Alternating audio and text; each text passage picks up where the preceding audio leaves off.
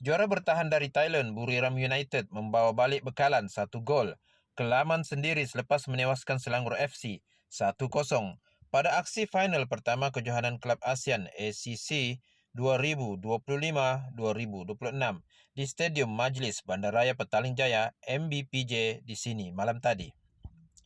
Buriram United terlebih dahulu menguji benteng tuan rumah seawal minit ke-6, namun peluang keemasan Supana Muenta gagal dimanfaatkan apabila percubaan kaki kanannya tersasar dalam situasi 1-1 berdepan penjaga gol Selangor Syekh Ezhan Nazril Syekh Azman. Pasukan pelawat terus mengancam menerusi rembatan padu Kis Sinle pada minit ke-10, namun percubaannya sedikit tersasar ke kiri gawang Selangor.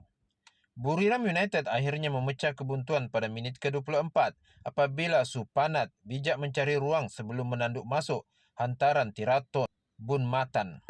Skuad bimbingan Mark Jackson itu hampir menggandakan kedudukan pada masa tambahan babak pertama, namun percubaan jarak dekat Supanat berjaya diselamatkan Syekh Ezhan. Bersambung babak kedua, skuad Red Giant meningkatkan intensiti serangan dalam usaha memburu jaringan penyamaan, namun beberapa percubaan gagal menemui sasaran.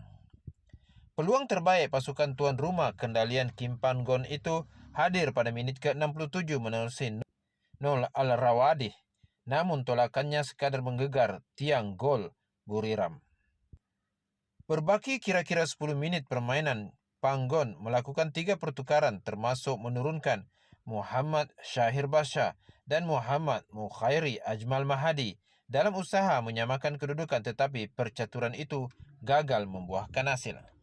Keputusan 1-0 kekal sehingga tamat perlawanan sekaligus memberi kelebihan buat Buriram United dalam misi mempertahankan gelaran menjelang aksi timbal balik di Stadium Buriram Rabu depan.